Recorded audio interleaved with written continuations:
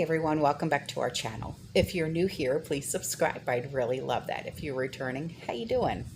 Grab your coffee, maybe a seltzer, right? Definitely a snack. Where's my cookies? And let's get into it. So, a few community members reached out and they wanted me to bring some things to your attention. So, this first email says, this is something new happening with us personally. We have rented the place we are at for 17 and a half years, and we've always post-dated our checks for the 5th of every month with our landlord's approval. And there have been 3 times in the past 6 months that their bank is depositing it a day early, and it's clearing my bank account a day early. And I called the Federal Reserve customer number, and I could file a complaint with their bank, but I'm not going to. The post-dated check doesn't matter anymore since we have these new paydays now. And I just see this as a red flag with the banks as they are depositing a post-dated check. I just wanted to put this out there in case there may be others who have permission to post-date their rent checks, and that there is a possibility it will clear the funds before the funds are, available in your account. So thank you very much for that.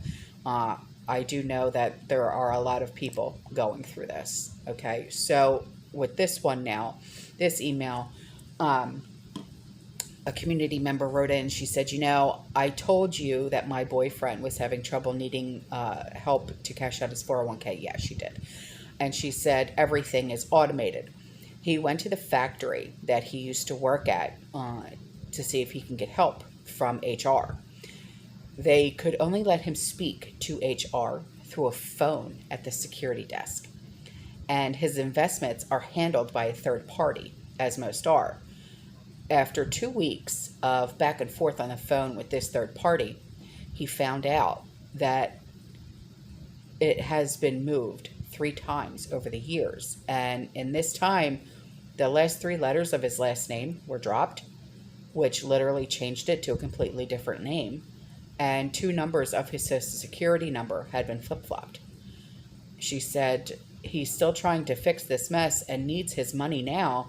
In the meantime, he continues to lose money. Just a heads up to the community. Well, thank you very, very much. These types of things are happening, and when you speak about it, people are like, nah, it doesn't sound right, until it actually happens to you, and you're like, oh man, so that brings me to what I really want to talk about. Okay. So we all know that the collapse is accelerating by the day. And earlier this week, we learned that 1 in 6 U.S. households, okay, they're behind on paying their electric bills. And electricity isn't even as expensive in the States compared to like Western Europe, where people in France are paying $1 per kilowatt hour. Can you imagine? And they're going broke, literally.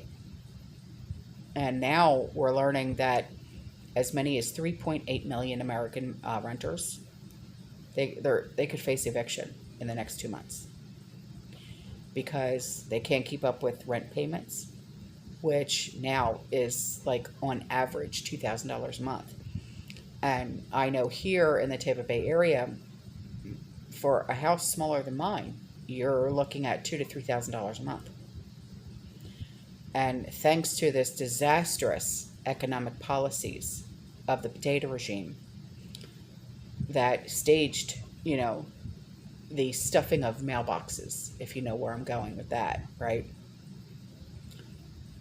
The American people are suffering like never before, fending off skyrocketing inflation at nearly 20% once you include food and fuel and energy.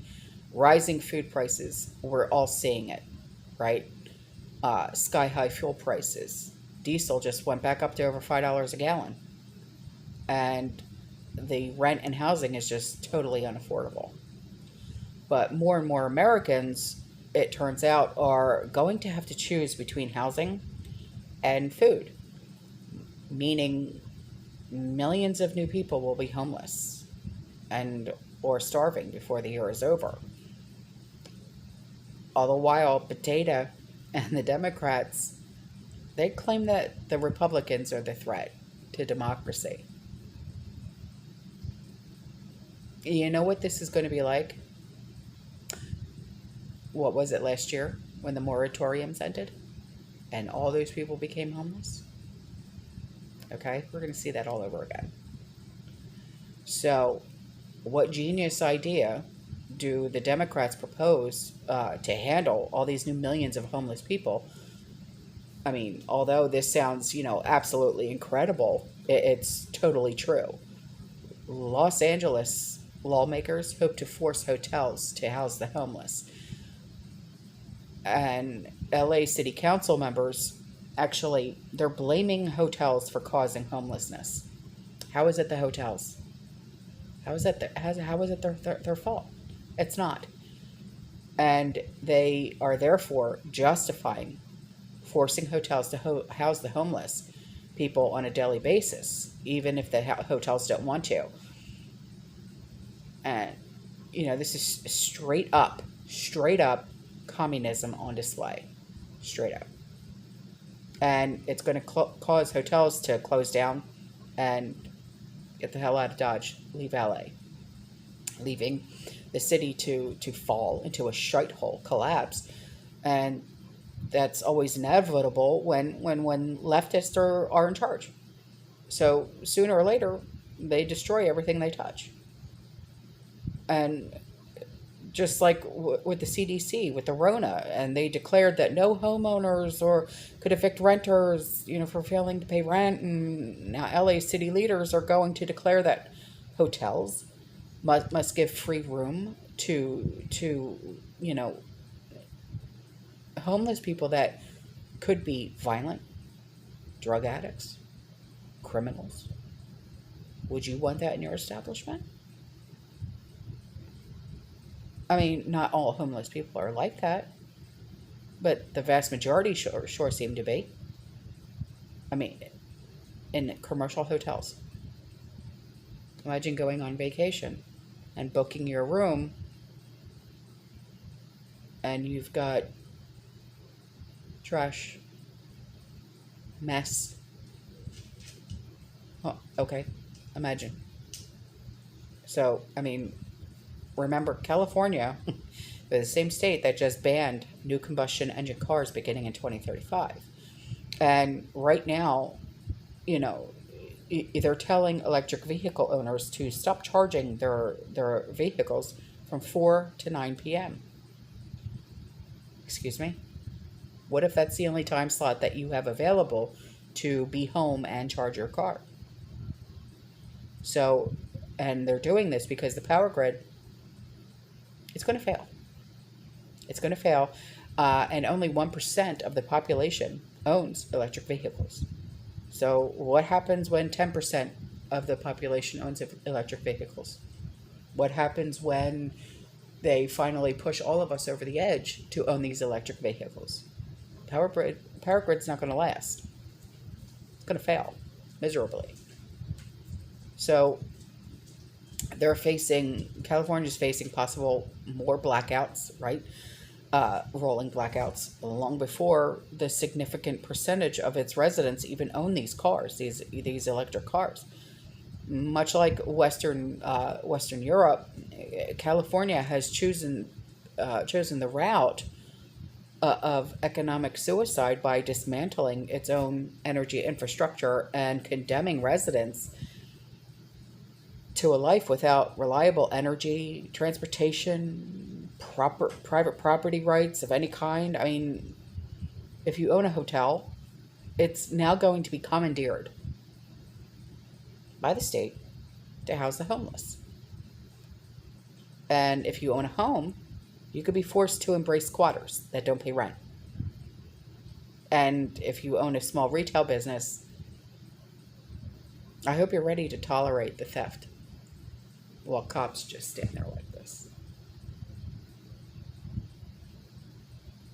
So, I mean, in California, You don't own any private property, and you don't really have like a fundamental right to own anything the government doesn't want you to own. So, you know, it's just, it's only going to get worse. And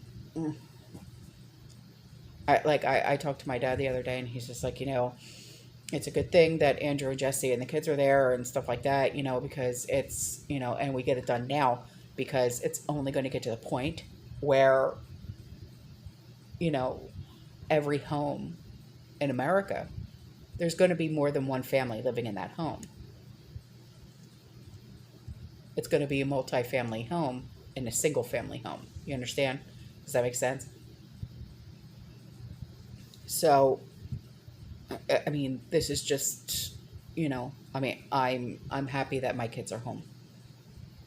But for other families, it might not work out like that. So, all right, guys, I'm out of here. I love you. I'll see you in the next one. You stay safe. You stay positive. You keep prepping. And as always, fearless.